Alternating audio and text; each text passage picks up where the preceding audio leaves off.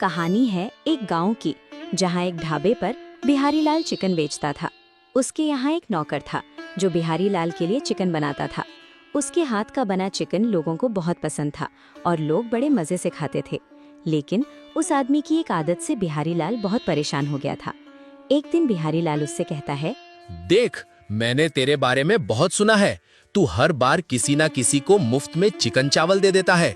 ये ढाबा तेरे पापा का नहीं, मेरा है। तू नौकर है, नौकर की तरह रह और बस ढाबे का मुनाफा बढ़ाने पर ध्यान दे, समझा ना? हाँ बिहारी लाल सेठ, मैं समझ रहा हूँ, लेकिन जब मेरे सामने कोई जरूरतमंद आता है तो मैं खुद को रोक नहीं पाता। ये सब मेरी नहीं, तेरी दिक्कत है। अगर तेरे से ये गलती दोबारा हुई तो समझ जाना, इस महीने तुझे एक भी पैसा नहीं दूंगा। ठीक है बिहारी लाल सेठ, मैं ध्यान रखूंगा कि ये सब दोबारा ना हो और किसी की मदद करने के लिए मुफ्त में कुछ भी नहीं दूंगा। हाँ, यही तेरे लिए अच्छा होगा। और हाँ, अब से जो भी ग्राहक आए उसे ताजा ताजा गर्मागर्म चिकन खिलाना। अभी मैं जा रहा हूँ, मुझे कुछ काम है। कब वापस आऊंगा पता नहीं, तब तक ढाबे का काम अच्छे से संभालना। इतना कहकर बिहारी लाल वहाँ से चला जाता है और किशोर चिकन बनाना शुरू कर देता है। वो एकदम ताज़ा चिकन काटकर उसके छोटे छोटे टुकड़े करता है और गरम कढ़ाई में मसालों के साथ स्वादिष्ट चिकन तैयार कर देता है। फिर वो ग्राहकों का इंतजार करने लगता है। कुछ देर बाद एक गरीब आदमी वहाँ आता है और किशोर से कहता है, किशोर, तुमने कहा था कि जब जब मुझे भूख लगेगी मैं यहाँ आकर खाना खा सकता हूँ, तो क्या आज भी मुझे एक प्लेट चिकन चावल मुफ्त में मिल जाएगा? चाचा, मैंने कहा तो था, लेकिन आज एक दिक्कत हो गई है। बिहारी लाल सेठ ने आज ही मुझे चेतावनी दी है कि अगर मैंने किसी को मुफ्त में खाना दिया और उन्होंने मुझे पकड़ लिया तो वो मेरी पूरे महीने की तनख्वाह काट लेंगे। अगर ऐसी बात है तो ठीक है, मैं यहाँ से चला जाता हूँ। मैं नहीं चाहता कि तुम्हारे जैसे अच्छे इंसान के साथ कुछ भी बुरा हो। चाचा रुकिए, मैं सोच रहा हूँ सेठ अभी यहाँ नहीं है, इसलिए उन्हें पता भी नहीं चलेगा और मैंने आपसे वादा किया है तो मुझे अपने जुबान से मुकरना नहीं चाहिए। एक काम कीजिए, मैं आपको चिकन खिला देता हूँ, बस आप किसी से इसके बारे में मत बताइए। तभी किशोर चाचा को चिकन चावल खाने के लिए दे देता है। चाचा भी बड़े मजे से खाना खाते हैं। फिर किशोर का धन्यवाद करके वहाँ से चले जाते हैं। कुछ देर बाद एक मियाँ बीवी ढाबे पर आते हैं और कहते हैं, भाई, हमने देखा कि तुमने उस आदमी को मुफ्त में खाना दिया था। क्या तुम हमें भी खाने के लिए कुछ दोगे? हमें बहुत भूख लगी है और हम इस गांव में नए आए हैं। हमारे पास खाना खरीदने के लिए बिल्कुल भी पैसे नहीं हैं। मैं तुम्हारी बात समझ रहा हूँ, लेकिन मैं तुम्हारी मदद नहीं कर पाऊंगा। उन चाचा को मैंने अपनी जुबान दी थी, इसलिए उन्हें खाना दिया। अगर मैंने तुम्हें भी मुफ्त में खाना दे दिया और मेरे मालिक ने देख लिया तो मुझे बहुत बड़ी दिक्कत हो जाएगी। अच्छा, लेकिन तुम्हारे मालिक तो यहाँ नहीं है, उन्हें कैसे पता चलेगा कि तुमने हमारी मदद की है? दे दो भाई, मेहमान तुम्हारा भला करेगा। मैं क्या करूं, अब मुझे कुछ समझ नहीं आ रहा। मेरा दिल कह रहा है कि मैं तुम्हारी मदद कर दूं, लेकिन मन में डर भी है कि कहीं सेठ मुझे काम से ना निकाल दें। तुम हमारी मदद कर दो, हम कुछ दिनों में काम करके तुम्हारे पैसे लौटा देंगे। अच्छा, अगर तुम पैसे देने की बात कर ही रहे हो तो मैं तुम्हें खाने के लिए दे देता हूँ। तभी किशोर उन दोनों मियाँ बीवी को भी खाने के लिए दे देता है। दोनों आराम से खाना खा रहे होते हैं कि तभी वहाँ बिहारी लाल आ पहुँचता है और ये सब अपनी आँखों से देख लेता है। वाह बेटा वाह, मैंने सब देख लिया कि कैसे तूने इन्हें मुफ्त में खाना दिया है। मैंने तुझे मना किया था, फिर भी तुझे इतनी अकड़ है कि तू अपने मालिक की बात नहीं मानता। मालिक, ऐसी बात नहीं है। इन लोगों ने मुझसे कहा है कि वे कुछ दिनों में मेहनत करके मेरे पैसे लौटा देंगे, इसलिए मैंने इन्हें खाने के लिए दे दिया। अच्छा, तो तुझे क्या लगता है मैं यहाँ कोई चैरिटी चला रहा हूँ या लोगों को उधार पर खाना खिलाने बैठा हूँ? ऐसी बात नहीं है सेठ, हम अभी इस गांव में नए आए हैं, हमारे पास अभी पैसे नहीं हैं। हम कुछ दिनों में मेहनत करके आपके पैसे लौटा देंगे। अभी हमें बहुत भूख लगी थी, इसलिए हमने उधार लेकर खाना खा लिया। अच्छा ठीक है, तुम लोग कुछ दिनों में आकर मेरे पैसे दे देना, लेकिन इस नौकर ने मेरी बात नहीं मानी, इसकी सजा तो मैं इसे जरूर दूंगा। सुन बे नौकर, आज से तू यहाँ काम नहीं करेगा। तुझे जहाँ जाना है चला जा, लेकिन आज के बाद इस ढाबे पर कभी मत दिखना। मालिक, मुझे एक मौका दे दीजिए, मैं दोबारा ऐसी गलती कभी नहीं करूंगा। बिहारी लाल उसकी एक भी बात नहीं सुनता और किशोर को काम से निकाल देता है। इसके बाद किशोर उन दोनों मियाँ बीवी के साथ उनके नए घर चला जाता है। भैया, आपका बहुत बहुत शुक्रिया कि आपने मुझे अपने घर में रहने के लिए जगह दी, वरना मैं तो सोच रहा था कि अब मैं कहाँ रहूंगा। किशोर भैया, आप कैसी बातें कर रहे हैं? आपने हमारी इतनी मदद की, हमें खाने को खाना दिया और हमारी वजह से आपकी नौकरी भी चली गई। भला हम आपको कैसे अकेला छोड़ देते? हाँ, लेकिन अब मेरे पास कोई काम नहीं है, मैं अपना गुजारा कैसे करूंगा? और अभी तो तुम्हारे पास भी कोई काम नहीं है, भला तुम मेरा खर्चा कैसे उठाओगे? किशोर भैया, आप बहुत हुनरमंद इंसान हैं। मैंने आपके हाथ का बना चिकन खाया है, उसका स्वाद मुझे बहुत ही अच्छा लगा। इसलिए आप बिल्कुल चिंता मत कीजिए। मैं कल काम पर जाऊंगा, कुछ पैसे कमाऊंगा, फिर हम किराए पर एक ठेला लेंगे। उसके बाद उसी पर चिकन बनाकर बेचना शुरू कर देंगे। ये बात तुमने बिल्कुल सही कही। अगर मुझे एक ठेला मिल जाएगा तो मैं अपने हाथ के बने चिकन का स्वाद चखाकर सबको अपना दीवाना बना लूंगा। ठीक है, फिर अब चलो आराम कर लेते हैं, बाकी कल का कल देखेंगे। इधर किशोर और मियाँ बीवी तीनों खुशी खुशी आपस में बातें करने लगते हैं। दूसरी तरफ बिहारी लाल मन ही मन सोचने लगता है, ये किशोर के बच्चे ने मेरा इतना बड़ा नुकसान करा दिया, ऊपर से उन मियाँ बीवी की अकड़ तो देखो, मुझसे कैसी बातें कर रहे थे। लगता है इन्हें पता ही नहीं कि बिहारी लाल क्या चीज है और लोगों का क्या हाल कर देता है। अब मैं इन्हें दिखाऊंगा कि इन्होंने किससे पंगा लिया है। इन लोगों को तो गांव से ही बाहर निकलवा दूंगा, फिर देखता हूँ वो नौकर का बच्चा क्या करता है। तभी बिहारी लाल ये सब सोचकर गांव के एक सेठ के पास जाता है। पूरे गांव में वही सेठ लोगों को रहने के लिए घर किराए पर देता था। वहां पहुंचकर बिहारी लाल उससे कहता है, क्या बात है सेठ जी, कैसे हैं? सब बढ़िया चल रहा है ना? मुझे भूले तो नहीं होंगे? बहुत दिनों बाद आपसे मिलने आया हूँ। नहीं बिहारी लाल, तुम्हें मैं कैसे भूल सकता हूँ। तुम्हारा चेहरा और तुम्हारी शक्ल पूरे गांव में सबसे अलग है। अगर यहाँ 100 लोगों को भी खड़ा कर दिया जाए तभी मैं तुम्हें आसानी से पहचान लूंगा। बताओ, आज इधर कैसे आना हुआ? असल में सेठ जी, मुझे आपसे एक मदद चाहिए। आज ही गांव में एक नया मियाँ बीवी का परिवार आया है। मुझे लगता है कि वे लोग आपके पास आए होंगे और आपने ही उन्हें रहने के लिए घर दिया होगा, है ना? हाँ, मैंने उन्हें रहने के लिए घर तो दिया है। क्यों, क्या हुआ? कुछ नहीं, बस मैं तुमसे एक छोटी सी मदद चाहता हूँ। तुम उन दोनों को घर से निकाल दो। मेरा उनसे थोड़ा झगड़ा हो गया है, तो क्या तुम मेरे लिए इतना सा काम कर सकते हो? हाँ बिहारी लाल, कैसी बातें कर रहे हो? मैं तुम्हारे लिए कुछ भी कर सकता हूँ। अगर तुम नहीं होते तो आज मैं इस गांव का सेठ नहीं होता। इसीलिए तुम्हारे लिए तो मेरी जान भी हाजिर है। तुम बिल्कुल चिंता मत करो, मैं अभी जाता हूँ और उन लोगों को वहाँ से निकाल देता हूँ। इतना कहकर बिहारी लाल वहाँ से चला जाता है। उसके बाद सेठ भी मियाँ बीवी के घर की ओर चल पड़ता है। वहाँ पहुँचकर वो कहता है, सुनो, तुम्हें याद है ना, मैंने अभी कुछ देर पहले ही तुम लोगों को ये घर रहने के लिए दिया था। हाँ सेठ जी, हमें याद है। आपकी ही वजह से हमें इतना सस्ते में रहने के लिए घर मिला है। आपका बहुत बहुत धन्यवाद। धन्यवाद करने की जरूरत नहीं है, क्योंकि मैं यहाँ ये कहने आया हूँ कि आज से तुम लोगों को यहाँ रहने की जरूरत नहीं है। मैंने ये घर किसी और को देने का वादा किया था, लेकिन मैं भूल गया था। अभी कुछ ही देर में वो आदमी यहाँ रहने आने वाला है, इसीलिए तुम लोग जितनी जल्दी हो सके ये कमरा खाली कर दो। सेठ, आप कैसी बात कर रहे हैं? हमें आपने अभी अभी तो घर दिया है, हम ये घर छोड़कर कहाँ जाएंगे? देखो, ये सब मैं नहीं जानता। तुम्हें जहाँ रहना होगा वहाँ जाकर रह लेना, लेकिन अभी इसी वक्त ये कमरा खाली कर दो। भैया चलो यहाँ से चलते हैं, इनसे कुछ भी कहने का कोई मतलब नहीं है। ये और बिहारी लाल बहुत अच्छे दोस्त हैं, इसलिए हमारे कुछ भी कहने से कोई फायदा नहीं होगा। तभी किशोर मियाँ बीवी के साथ घर से बाहर आ जाता है। बाहर आकर तीनों आपस में बातचीत करने लगते हैं। दोस्त, मुझे लगता है कि हमने बिहारी लाल से पंगा लेकर बहुत बड़ी गलती कर दी। हम इस गांव में नए आए हैं, हमें पता नहीं था कि बिहारी लाल इतना बड़ा आदमी है कि उसके कहने पर अब हमें कोई भी रहने के लिए घर नहीं दे रहा है। इसमें तुम्हारी कोई गलती नहीं है। मुझे ही तुम्हें पहले बता देना चाहिए था कि बिहारी लाल कैसा आदमी है, लेकिन मैंने ही तुम्हें ये बात नहीं बताई। जाने दो।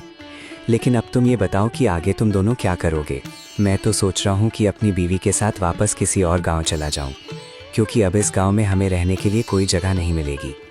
हमें माफ़ कर देना दोस्त, हमारी वजह से तुम्हारा काम तुमसे छिन गया और अब हमें भी तुम्हें छोड़कर जाना पड़ रहा है। कोई बात नहीं दोस्त, तुमने मेरी मदद करने की कोशिश की, वही मेरे लिए बहुत बड़ी बात है। अब तुम दोनों ज़्यादा मत सोचो और किसी दूसरे गाँव चले जाओ। तभी दोनों वहाँ से चले जाते हैं। उनके जाने के बाद किशोर उदास होकर हाथ जोड़ता है और भगवान से कहता है, हे भगवान, आपने मेरे साथ ये क्या कर दिया?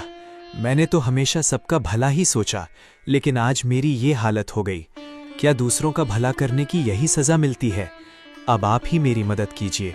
किशोर भैया, आप इतनी उदासी में भगवान से क्या कह रहे हैं? मैंने आपकी सारी बातें सुन ली हैं। चलिए मेरे साथ आइए, मैं आपकी मदद करता हूँ।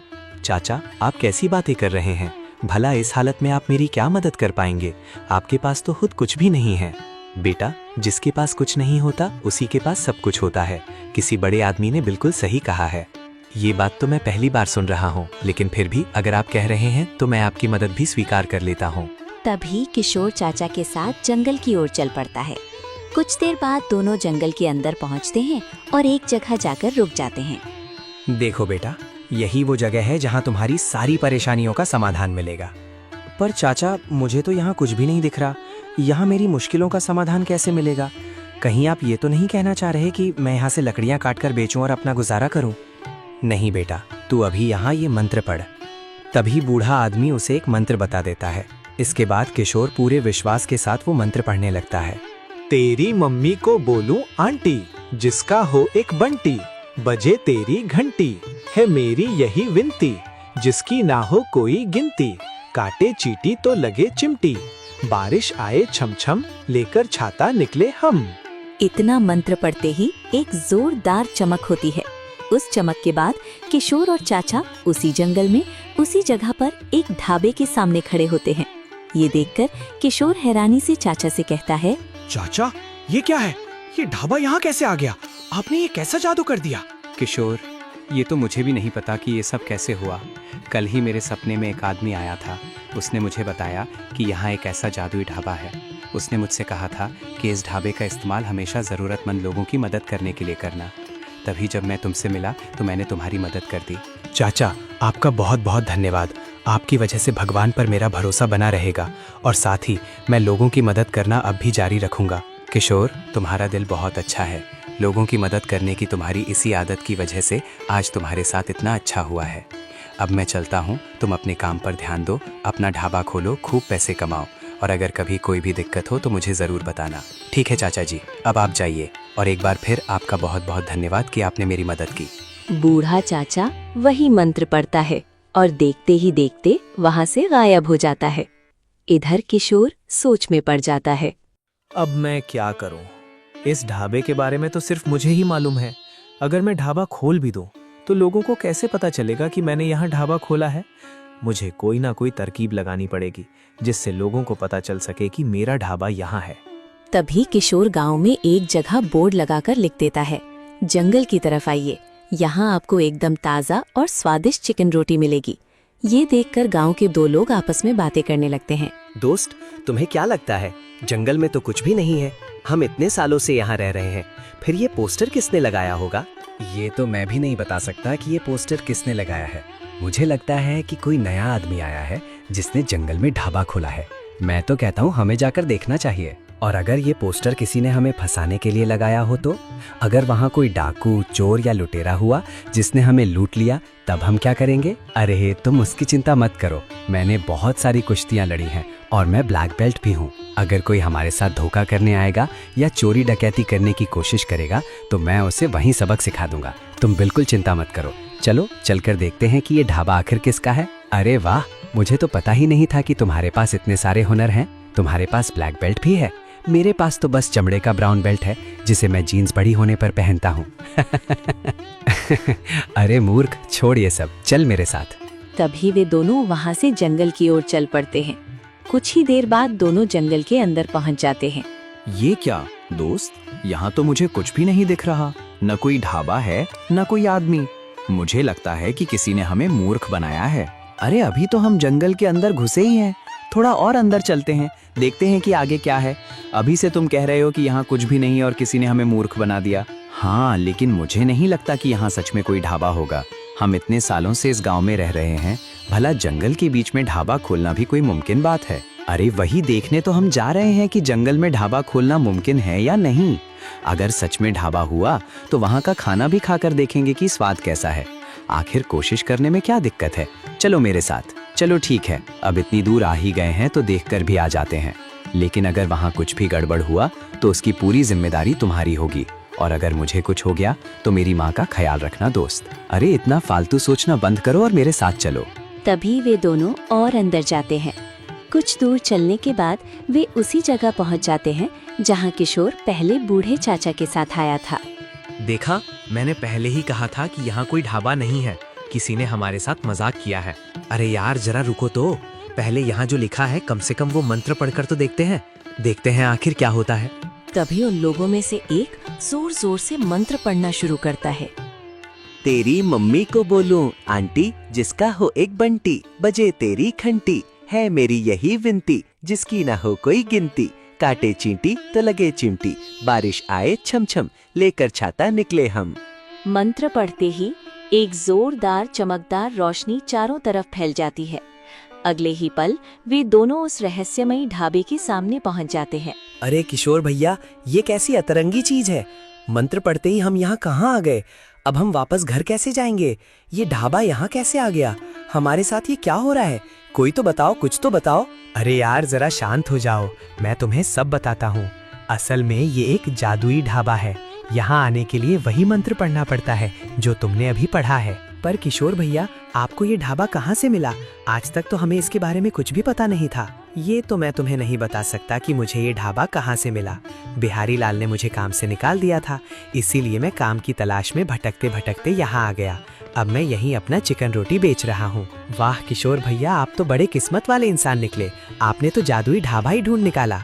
चलिए अब इस जादुई ढाबे में अपने हाथ का स्वादिष्ट चिकन रोटी खिलाइए। ठीक है, तुम जरा रुको, मैं अभी एकदम ताज़ा ताज़ा चिकन बनाकर तुम्हें देता हूँ। तभी किशोर चिकन बनाना शुरू कर देता है। वो ताज़ा चिकन काटता है, उसमें स्वादिष्ट मसाले मिलाता है, फिर गरम कढ़ाई में डालकर लजीज गर्मा गर्म चिकन तैयार करता है। इसके बाद वो उन दोनों को चिकन रोटी खाने के लिए दे देता है। दोनों बड़े मज़े से चिकन रोटी खाते हैं और फिर वहाँ से चले जाते हैं। गाँव पहुँचकर वे जादुई ढाबे की चर्चा हर जगह फैलाने लगते हैं। देखते ही देखते किशोर के ढाबे पर और भी लोग चिकन रोटी खाने आने लगते हैं। उधर वे दोनों गांव में इसी बारे में बातें करते हुए जा रहे होते हैं कि तभी रास्ते में उनकी मुलाकात बिहारी लाल से होती है। उन्हें देखकर बिहारी लाल कहता है, क्या बात है भाई, तुम लोगों ने गांव में कैसी अफवाह फैला रखी है। मैंने सुना है कि तुम सबको कह रहे हो कि जंगल में जाओ और वहाँ के ढाबे का खाना खाओ। अरे जंगल में भला कौन सा ढाबा है? बिहारी लाल, लगता है तुम्हें पता नहीं है। तुम्हारे पुराने नौकर किशोर ने जंगल में एक जादुई ढाबा खोल लिया है। हम तो बस लोगों से कह रहे हैं कि एक बार वहां जाकर उसका स्वादिष्ट खाना जरूर खाकर आएं। क्यों, क्या तुम किशोर के नौकर हो जो उसके ढाबे का इतना प्रचार कर रहे हो, या फिर उसने तुम्हें इसके लिए पैसे दिए हैं?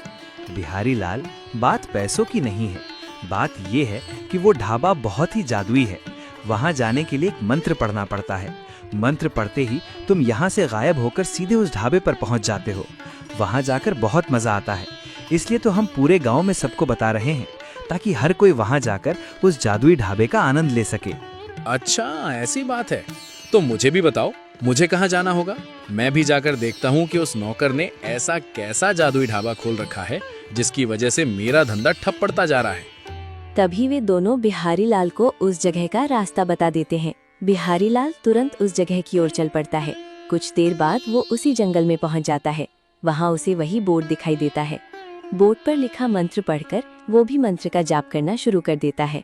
तेरी मम्मी को बोलूं आंटी, जिसका हो एक बंटी, बजे तेरी घंटी, है मेरी यही विनती, जिसकी ना हो कोई गिनती, काटे चीटी तो लगे चिमटी, बारिश आए छम छम, लेकर छाता निकले हम। इतना मंत्र पढ़ते ही बिहारी लाल जादुई ढाबे के सामने पहुंच जाता है। वहां पहुंचते ही वो किशोर से कहता है, क्या रे किशोर के बच्चे, ये कैसा जादू कर रखा है तूने? और ये ढाबा यहाँ कहाँ से आ गया? जल्दी बता, आखिर तूने क्या किया है? बिहारी लाल, मैंने कुछ भी नहीं किया। ये ढाबा तो सिर्फ किस्मत वालों को ही मिलता है। तुम बस इतना समझ लो कि मेरी किस्मत अच्छी थी, इसलिए मुझे ये ढाबा मिल गया। ये ढाबा यहाँ कैसे आया, ये तो मुझे भी नहीं पता। एक काम कर, तू ये ढाबा मुझे दे दे और जो मेरा ढाबा है वो तू रख ले। आखिर मैं तेरा मालिक हूँ, इतना तो मेरा नौकर अपने मालिक के लिए कर ही सकता है। बिहारी लाल, कैसी बातें कर रहे हो? तुम्हारा नौकर, और वो भी मैं? कहीं तुम दिन में सपने तो नहीं देख रहे? कुछ ही दिन पहले तो तुमने मुझे काम से निकाला था और अब कह रहे हो कि मैं तुम्हारा नौकर हूँ। मेरी जूती बने तुम्हारा नौकर। अच्छा, मतलब तू मुझे ये ढाबा नहीं देगा, यही कहना चाहता है ना तू? हाँ बिहारी लाल, तुमने बिल्कुल सही सुना। ये ढाबा मैं तुम्हें नहीं दूंगा। तुम्हें जो करना है कर लेना। ठीक है बेटा, तू इंतजार कर। कल मैं फिर तेरे ढाबे पर आऊंगा और फिर देखना तेरे साथ क्या करता हूँ। बहुत चर्बी चढ़ गई है ना तुझे, कल तेरी सारी चर्बी निकाल दूंगा। अब मुझे ये बता कि मैं वापस कैसे जाऊं? जिस मंत्र को पढ़कर तुम यहाँ आए थे, उसी मंत्र को पढ़कर तुम वापस भी जा सकते हो। अब वही मंत्र पढ़ो और यहाँ से चले जाओ। तभी बिहारी लाल वही मंत्र पढ़ने लगता है और देखते ही देखते वहाँ से गायब हो जाता है। बिहारी लाल के गायब होते ही किशोर मन ही मन सोचने लगता है, ये बिहारी लाल मेरा पीछा कब छोड़ेगा? जब वो मेरा मालिक था तब भी मुझे चैन से जीने नहीं देता था। अब तो मैं उसका कुछ भी नहीं हूँ, फिर भी वो मुझे जीने नहीं दे रहा। अगर वो कल ढाबे पर आकर कोई गड़बड़ करेगा तो कहीं ये ढाबा भी मेरे हाथ से ना चला जाए। मुझे अभी चाचा से मदद लेनी चाहिए। उन्होंने कहा था कि अगर कभी कोई दिक्कत हो तो मुझसे मिल लेना। तभी किशोर भी वही मंत्र पढ़ने लगता है। मंत्र पूरा होते ही वो वहाँ से गायब होकर जंगल में आ जाता है। जंगल में पहुँचते ही उसे सामने चाचा दिखाई देते हैं। उन्हें देखते ही किशोर उनके पास जाता है और कहता है, चाचा जी, एक बहुत बड़ी गड़बड़ हो गई। मैं तो आप ही के पास आ रहा था, मुझे आपकी एक मदद चाहिए। किशोर, मुझे सब पता चल गया है कि तुम्हें क्या दिक्कत हुई है। दूसरी दुनिया में जो भी होता है मुझे सब पता चल जाता है।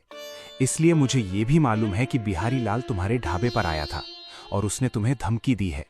तुम उसी का हल जानना चाहते हो ना, कि आखिर तुम बिहारी लाल से हमेशा के लिए पीछा कैसे छुड़ा सकते हो? हाँ चाचा, मुझे आपसे यही मदद चाहिए। आप कुछ ऐसा कीजिए कि बिहारी लाल दोबारा उस दूसरी दुनिया वाले ढाबे पर कभी ना आ पाए। ठीक है, तो इसमें डरने की कोई बात नहीं है। मैं तुम्हें एक रास्ता बताता हूँ। पीछे जो ये बोर्ड लगा है ना, जिस पर मंत्र लिखा है, उसके नीचे बिहारी लाल लिखकर उसके नाम पर एक बड़ा सा कांटा लगा देना। उसके बाद बिहारी लाल कभी भी तुम्हारे ढाबे पर नहीं आ पाएगा। वो जब भी आने की कोशिश करेगा कहीं और ही जाकर गिरेगा। अच्छा चाचा, अगर ऐसी बात है तो मैं अभी ऐसा ही करता हूँ। आपका बहुत बहुत धन्यवाद चाचा। और हाँ किशोर, आज आखिरी दिन है जब मैं तुमसे मिल रहा हूँ। आज के बाद मैं तुमसे कभी नहीं मिलूंगा। मैं कहाँ से आया था और कहाँ चला जाऊंगा ये तुम्हें कभी पता नहीं चलेगा। लेकिन इतना ज़रूर बता देता हूँ कि अब से तुम्हें कोई भी परेशान नहीं कर पाएगा, क्योंकि मैंने तुम्हें ये जादुई ढाबा भी दे दिया है और हर मुसीबत से बचने का उपाय भी बता दिया है। इसके बाद किशोर भी बोर्ड के पास जाता है। उस पर बिहारी लाल का नाम लिखकर उसके ऊपर बड़ा सा कांटा लगा देता है। दूसरी तरफ बिहारी लाल अपना ढाबा खोलकर चिकन बेचना शुरू कर देता है। तभी वहाँ वही बूढ़ा आदमी आता है। अरे बेटा, किशोर कहाँ चला गया? वो तो मुझे मुफ्त में चिकन खिला दिया करता था। क्या तुम भी मुझे खाने के लिए थोड़ा सा चिकन दोगे? मैं बहुत दिनों से भूखा हूँ। अरे ओ गरीब चाचा, मेरे यहाँ कोई भंडारा नहीं चल रहा है जो मैं तुम्हें मुफ्त में खाना दे दूँ। तुम्हारी वजह से ही मैंने किशोर को काम से निकाल दिया था और अब तुम सोच रहे हो कि मैं तुम्हें मुफ्त में खाना दूंगा। मेरी आंखों के सामने से दफा हो जाओ, वरना अभी ऐसी लात मारूंगा कि सीधे मुंबई पहुंच जाओगे। बेटा, ऐसे कैसे बात कर सकते हो? मेरी उम्र तो देखो, तुम्हारे पास इतना सारा चिकन चावल है, मुझे थोड़ा सा खाने के लिए दे दो। अरे ओ गरीब, तुझे एक बार में समझ नहीं आता क्या? अगर मैंने तुझे एक बार मना कर दिया तो बार बार जबरदस्ती खाना क्यों मांग रहा है? चल यहाँ से दफा हो जा। खाना तो मैं फेंक दूंगा, लेकिन तेरे जैसे गरीब को मुफ्त में एक निवाला भी नहीं दूंगा। बिहारी लाल, अगर तूने आज मुझे खाना दे दिया होता तो जिस तरह मैंने किसी और को जादुई ढाबा दिया उसी तरह मैं तुझे भी जादुई ढाबा दे देता। लेकिन मुझे लगता है कि तेरे जैसा आदमी कभी नहीं बदलेगा, इसलिए तू जादुई ढाबे का सपना भूल जा। अरे चाचा, रुकिए रुकिए, मेरी बात तो सुनिए। आप जितना चाहे उतना खाना खा लीजिए, बस मुझे वो जादुई ढाबा दे दीजिए। चाचा जी प्लीज रुक जाइए, मेरी बात तो सुन लीजिए। चाचा बिना कुछ बोले वहाँ से चले जाते हैं। उधर बिहारी लाल गुस्से में मन ही मन सोचने लगता है, अब मुझे समझ में आ गया कि किशोर को ये ढाबा कहाँ से मिला। ये सब उसी गरीब बूढ़े आदमी की वजह से हुआ है। उसी ने किसी जादुई मंत्र से किशोर को ये जादुई ढाबा दिया है। अब मैं एक काम करता हूँ, अगर ये ढाबा मुझे नहीं मिल सकता तो किसी और को भी नहीं मिलेगा। मैं अभी जाता हूँ और उस ढाबे में आग लगा देता हूँ, फिर देखता हूँ कि किशोर का बच्चा क्या करता है। इतना सब सोचकर बिहारी लाल उसी जगह पहुंच जाता है जहां मंत्र लिखा हुआ था। वो देखता है कि मंत्र के नीचे उसका नाम काटा हुआ है, लेकिन वो उसे नजरअंदाज कर देता है और मंत्र पढ़ना शुरू कर देता है। मंत्र पूरा होते ही वो वहां से गायब हो जाता है। अगले ही पल वो सीधे जाकर कचरे के ढेर में गिरता है। बिहारी लाल को लगता है कि शायद उसने मंत्र गलत पढ़ लिया। वो फिर से वापस आता है, दोबारा मंत्र पढ़ता है, लेकिन इस बार भी सीधे कचरे के ढेर में ही जा गिरता है। वो बार बार यही कोशिश करता है, मगर हर बार उसी कचरे के ढेर में पहुंच जाता है। अब बिहारी लाल पूरी तरह परेशान और हैरान हो चुका था। ये हो क्या रहा है? कब से मैं जादुई ढाबे पर जाने की कोशिश कर रहा हूँ, लेकिन हर बार मैं इस कचरे के ढेर में ही क्यों गिर जा रहा हूँ? मुझे कुछ भी समझ नहीं आ रहा। बिहारी लाल गुस्से में खुद से बातें कर रहा होता है। तभी उसे अचानक एक रहस्यमयी आवाज सुनाई देती है। क्या हुआ बिहारी लाल? यही सोच रहा है ना कि तेरे साथ ये क्या हो रहा है? तू जादुई ढाबे पर क्यों नहीं जा पा रहा है? हाँ, लेकिन तुम कौन हो? मेरे सामने आकर बात करो, फिर मैं तुमसे बात करूंगा। ऐसे छिपकर क्यों बात कर रहे हो? और मुझे ये भी बताओ कि मैं जादुई ढाबे पर कैसे जाऊं? बिहारी, तू उस जादुई ढाबे पर अब कभी नहीं जा पाएगा। मैंने उस ढाबे की तेरी सदस्यता हमेशा के लिए समाप्त कर दी है, इसलिए अब चाहे तू कितनी भी कोशिश कर ले, वहां कभी नहीं पहुंच पाएगा। मुझे पता चल गया था कि तू किशोर के ढाबे को नुकसान पहुंचाना चाहता है, इसलिए मुझे ये करना पड़ा। अब जा, अपना ढाबा संभाल और किशोर से बदला लेने का ख्याल हमेशा के लिए छोड़ दे। ये सब सुनकर बिहारी लाल चुपचाप अपने मन से बदले की भावना निकाल देता है और वहां से चला जाता है। उधर किशोर भी अपने जादुई ढाबे को ईमानदारी और मेहनत से चलाने लगता है।